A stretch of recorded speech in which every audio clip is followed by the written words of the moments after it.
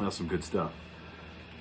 Welcome back to Gear and Guitars with Mel. As usual, I am Mel, and today, going back in time, it is now sometime late 2014.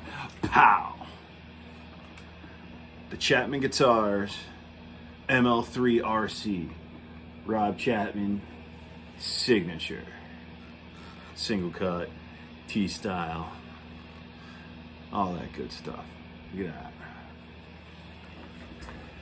So,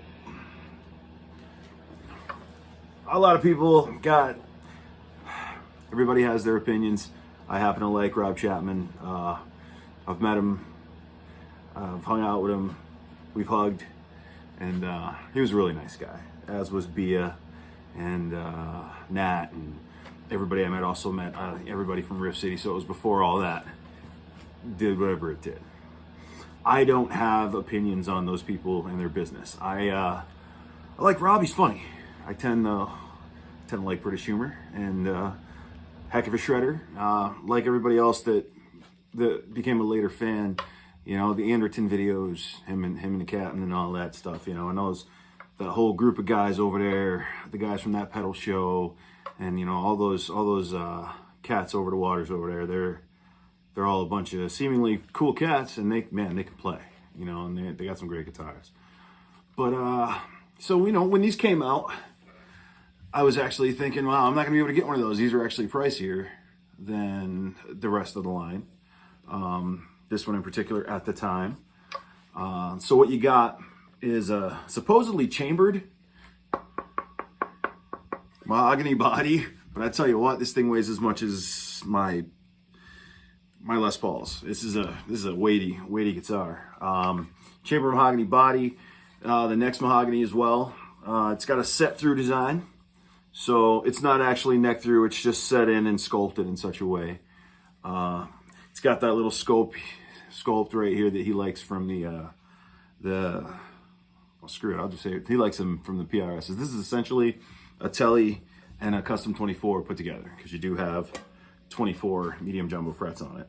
It's got a 13 3/4 radius on the fingerboard, so flat, fairly flat, gotta say.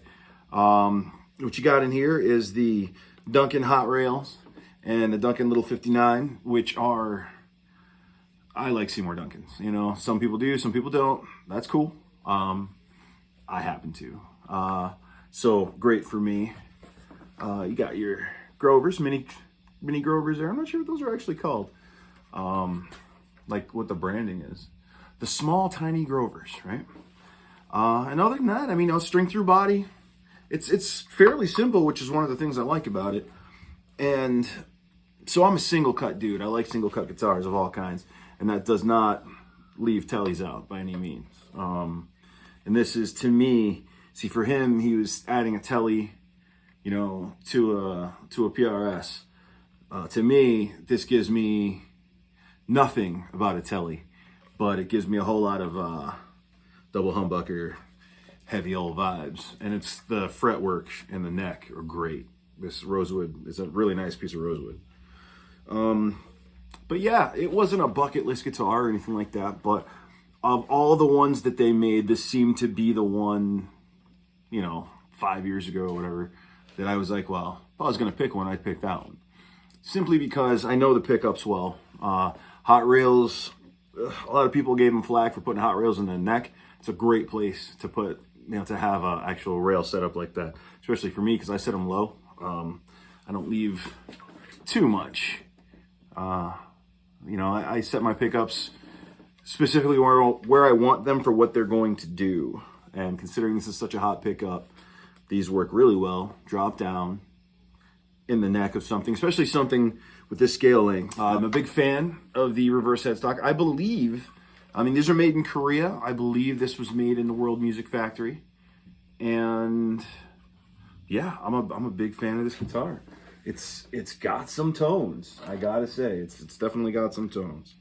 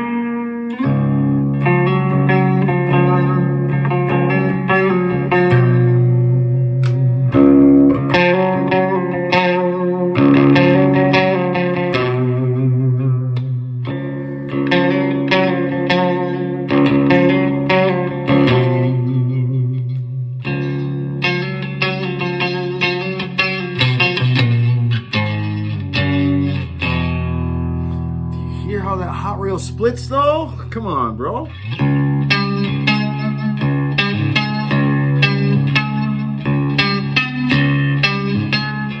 Gotta like that.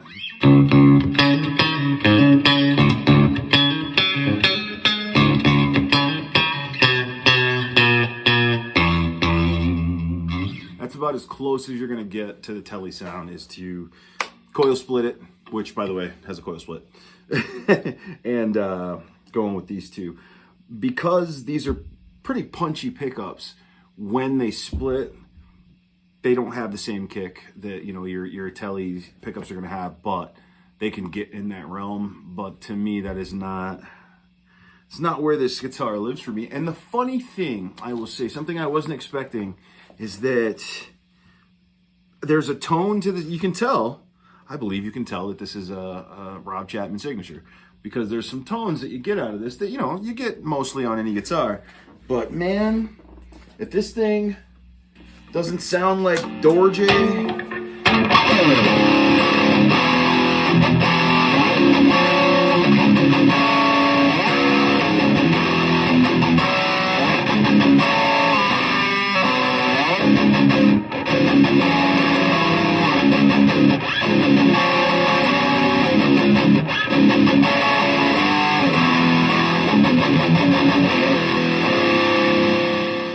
that's not at all saying that I can play like either one of those guys.